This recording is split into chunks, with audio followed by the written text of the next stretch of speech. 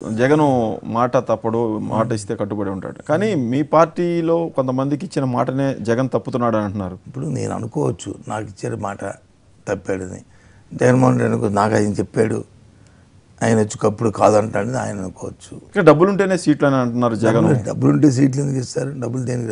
డబ్బు ఒకటే ప్రాతిపదిక కాదు కదా. డబ్బులు ఉండటమే కాదు, బ్యాంకులో ముందు వేసి చూపించాలని కూడా షరతు పెడుతున్నారంట. చంద్రబాబు నాయుడు చేస్తున్న ఒక దుష్ప్రచారం. మీ హిందూపురం క్యాండిడేటే చెప్పారు కదా, మీరు చూసారు ఆయన.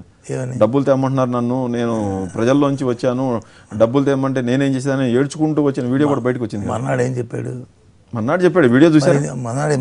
వీడియో చూసారు కదా. మన్నాడు ఏం చెప్పాడు? చూసారు. వీడియో అయితే ఆయన కదా మాట్లాడింది. మన్నాడు మీరు చూపింది కూడా మీరు ఆయనే కదా మాట్లాడింది. మీరు ఒత్తిడి చేశారేమో. నేను ఎందుకు ఒత్తిడి చేస్తారు? ఒత్తిడి చేసినంత మనిషి వచ్చి మారిపోతాడు. ముందు ఏంటంటే ప్రజలను చెప్పడానికి, అక్కడ ఉన్న వాళ్ళ దగ్గర సానుభూతి పొందడానికి ఏదో మాట చెప్పాలి కాబట్టి చెప్తారు. వాస్తవం ఏంటో అడిగేటప్పుడు వచ్చి మారిపోతుంది. రాజధాని కడుతున్నాము, ఇన్ని చేస్తా ఉన్నాము, సంక్షేమం చూస్తున్నాం, అభివృద్ధి చూస్తున్నాం, పోలవరం కడుతున్నాం అని చెప్పి పని చేద్దాం. రాజధాని దగ్గరికి మీరు నేను వెళ్దాం, అక్కడ ఏ డెవలప్మెంట్ జరిగింది చూద్దాం పదండి. కడుతున్నారు కదా. ఏంటి కడుతున్నారు? టెంపరీ బిల్డింగ్సా?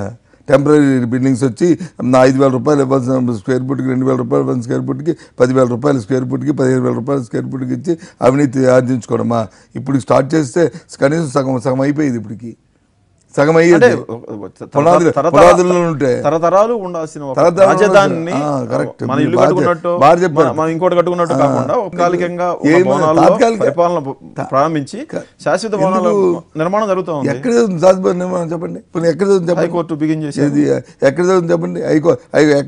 హైకోర్టు బిగిన్ చేశారు. ఎప్పుడు చేయాలి హైకోర్టుని?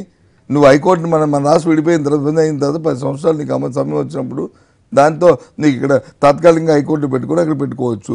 లేదా హైకోర్టు కట్టుకోవాలని మన ఆలోచన ఉన్నప్పుడు, మనం ముందే వెళ్ళాలనుకున్నప్పుడు ఎప్పుడో నుంచో దాన్ని స్టార్ట్ చేసుకోవచ్చు కదా. కట్టుబట్టలతో రాష్ట్రాన్ని విడగొట్టి బయటికి పంపించిన తర్వాత ఈ మాత్రం చేయటమే గొప్ప, అది నా అనుభవంతో అంగీకరించారా మీరు? కట్టుబట్టలతో ఎంత పనికిమాల పని చేశారు, దౌర్భాగ్యమైన పరిస్థితిని రాష్ట్రాన్ని తీసుకొచ్చారు. 2,40,000 కోట్లు ఎక్కువ అప్పు చేసి ఏం చేసావు? 1,40,000 కోట్లు డబ్బులు చంద్రబాబు ఇంటికి తీసుకెళ్తారా? బ్యాక్డోర్లో ఇంటికి తీసుకెళ్తున్నారు. ఇంటికి తీసుకెళ్తారు. సాధ్యమైతే ప్రభుత్వంలో అలాగా మీరు కూడా 10 ఏళ్ళు ప్రభుత్వంలో చేశారు, మీరు అప్పు తెచ్చారు, మీరు అప్పు చేశారు. మేము అప్పు చేసి ఇలాంటి ఓల్డ్ అప్పులు చేసి ఇలాంటిది చేసి మేము చేసినవన్నీ కూడా అసెట్ క్రియేట్ చేస్తాము.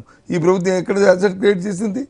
ఎక్కడ అసెట్ క్రియేట్ చేసిందండి? 1,000 రూపాయలు పనికి వచ్చి 10,000 రూపాయలు దాన్ని బిల్లు చేస్తుంటే ఇంత అత్యధికంగా ఇంత పర్సంటేజ్తో వచ్చి అది ఉంటే ఎవరు నవ్వుతారండి? ఆ పోలవరాన్ని కట్టుకోవడానికి వచ్చే సంవత్సరం కాలంలో పోలవరం మీద ఒక ఇటుకేశారండి ప్రభుత్వం వచ్చిన సంవత్సరాల కాలంలో. కొన్ని అనుమతులు రాలేదు, అక్కడ ఉన్న 3-4 విలేజెస్ తొలగించడానికి సంబంధించి జాప్యం జరిగింది, అందుకోసం మొత్తం ఆలస్యమైంది. అది కాదు, కాంట్రాక్ట్ కోసం ఆలస్యమైంది.